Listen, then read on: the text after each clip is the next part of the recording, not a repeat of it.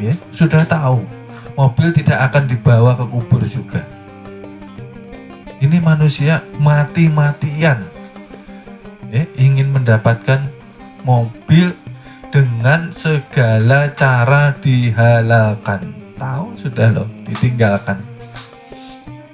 Jadi ini untuk perenungan maksudnya. Bukan tidak boleh punya rumah, bukan tidak boleh punya mobil, tapi renungkan. Sesuaikan dengan kemampuan, jangan kita memaksakan kehendak, maksudnya seperti itu. Utamakan bekal negerimu di akhirat daripada duniamu, gitu. Karena kunci keberhasilan dunia ialah salah satu contohnya ketika engkau berhasil mengurusi urusan akhiratmu.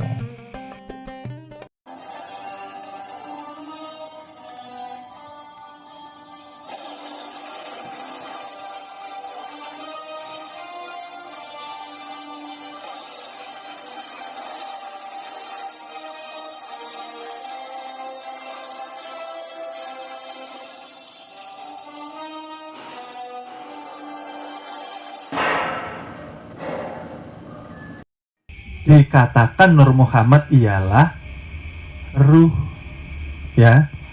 Artinya apa? Di dalam ruh itulah tersimpan zatnya Allah. Setelah zat, dari zat maka zahirlah sifatnya Allah. Dari sifat Allah zahirlah yang namanya asmanya Allah. Dari asma Allah inilah zahirlah afalnya Allah. Jadi gambarannya seperti ini, biar tidak bingung ya. Ini hanya untuk mendekatkan paham. Ini namanya apa? Nah, sebelum jadi meja, nah namanya kayu. Kayu itulah dikatakan zatnya, ya. Dibentuk seperti ini, sifatnya artinya rupanya, ya. Namanya, asmanya meja, afalnya tujuannya. Maksudnya kan seperti itu, geraknya dari Tuhan juga. Artinya apa? Artinya bahwa Tuhan jangan engkau cari lagi, karena kenyataannya sudah zahir melalui nurnya. Di dalam nurnya ini tadi sudah dijelaskan terdapat zatnya, ya. Dan zat sifat asma af'al ini tadi menjadi yang dikatakan nur sebagai awal mula dari semua kejadian alam semesta dan jasad kita, ya. Lalu kembali lagi ya, bahwa ketika air rasa ayah dan air rasa ibu tadi bertemu, ya, di dalam rahim ibu atau alam kesucian, yang membentuk bayi ini tadi siapa? Orang tua atau Tuhan? Tuhan, ya. Sampai itu tadi berapa? 120 atau 4 bulan. Lalu Tuhan meniupkan.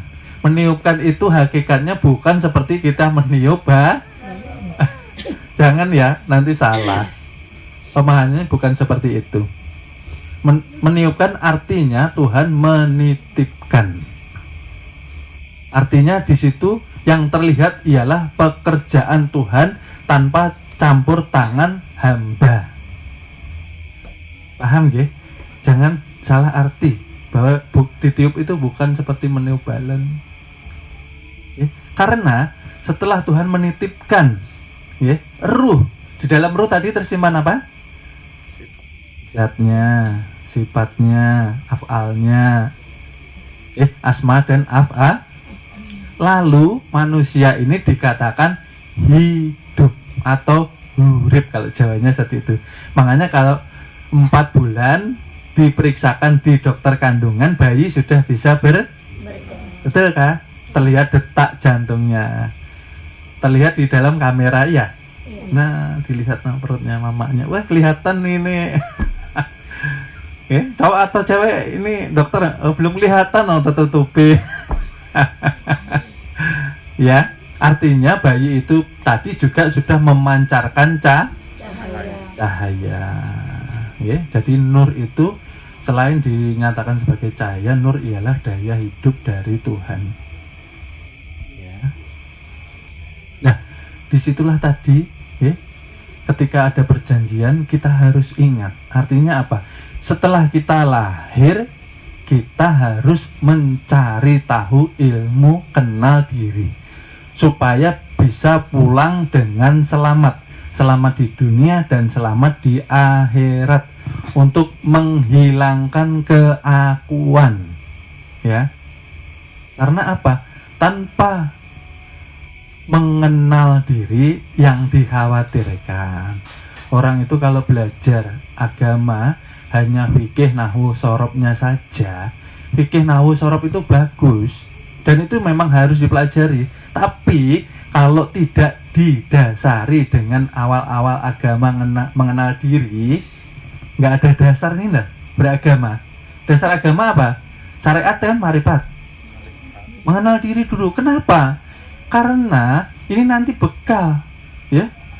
Setelah mengenal diri, hilang pengakuannya, tidak timbul yang namanya syirik kofi. Kan bahaya. Sedikit-sedikit, sengaja aku berwudu, sengaja aku sholat, sengaja aku puasa, sengaja aku zakat. Akunya ini kalau kita tidak belajar, akhirnya merujuk kepada aku, egonya kita merasa ada. Maka dikatakan makhluk atau insan ini kan tidak ada wujudnya. Berwujud kan enggak? Berwujud enggak? Yang berwujud siapa? La ilaha illallah la maujud bihaqi'i. Sudah nyata tuh. Yang punya zat siapa? Siapa? Allah. Duh. Yang punya asal diri itu loh, Allah. Yeah. Yang punya sifat atau rupa wujud itu Allah. Tapi ya hati-hati. Kita belajar seperti ini, belajar ilmu mengenal diri bukan untuk mengaku menjadi Tuhan, ya, jangan salah. Nanti jatuhnya seperti Fir'aun. Sedikit-sedikit aku terus, ya. Sengaja aku itu maksudnya kita sudah paham bahwa aku di sini ialah hu Allah, bukan kita. Itu loh maksudnya, ya. Ini yang sangat berbahaya. Beragama tanpa didasari ilmu mengenal diri jatuhnya syirik. Bagaimana ceritanya ketika ibadahnya selama 70 tahun tapi dia yang merasa wudu, dia yang merasa sholat, diterima kan enggak kira-kira? Karena sudah syirik duluan, gitu loh. Sengaja akunya ini belum paham, belum belajar dia bahwa aku itu ialah Tuhan yang menyatakan diri melalui nurnya, dikatakan itu loh aku maksudnya. Jadi hati-hati. Supaya apa? Supaya kita bisa menjaga komitmen ini tadi loh. Perjanjian jangan sampai lupa. Jangan sampai nanti bilang saya bagian daripada orang-orang yang lalai janjinya. Maka sudah sering diingatkan di Al-Quran. Kalau sering membacanya. Artinya apa sih di sini? Supaya kita bisa pulang dengan selamat. Kita ini utusan. Hakikat kita ini siapa sih? Rasul. Rasul itu utusan. Bedakan ya. Rasulullah Shallallahu Alaihi Wasallam dengan hakikat Rasul yang ada di setiap diri manusia atau insan. Beda ya. Nggih. Kalau Nabi dan Rasul itu ialah satu kepangkatan. Itu Nabi kita. Junjungan Nabi besar sebagai panutan teladan kita yang harus kita hormati, yang harus kita contoh sunnah-sunnahnya, ajaran-ajarannya. Di sini kita belajar hakikat kerasulan yang ada di setiap manusia. Di mana tempatnya? Di dalam ruh itu pahamkah? Dari Allah harus kembali kepada Allah. Kan seperti itu. Nah, cara kembali seperti apa? Ya harus mengenal diri. Kan dikatakan, ketika ada yang bertanya kepadamu, wahai Muhammad, katakan, aku ini sangat amat lebih dekat dari urat. Iya kah? Berarti apa? Artinya meliputi. Bagaimana kita terpisah dengan Tuhan? Sedang tadi dikatakan bahwa yang namanya insan atau manusia itu kezahiran, kenyataan tajalli Allah melalui nurnya. Paham gak? Manusia, insan bukan Allah. Paham gak? Kita ini bukan Allah, tapi kita kenyataan. Paham gak maksudnya? Kita ini kita bukan Allah, tapi kita ini kenyataan dari adanya Allah melalui nurnya. Paham kah? Hati-hati ya. Belajar hati-hati ya. Artinya apa? Yang saya sebutkan di awal, yang dikatakan Allah itu apa toh? Himpunan dari zatnya. Kita bisa pisahkah dari zatnya? Zatnya yang ada di dalam diri kita dikatakan ruh. Ya, tapi ruh bukan Allah. Ya kah? Hati-hati ya, pelan-pelan kita belajar. Seperti itu.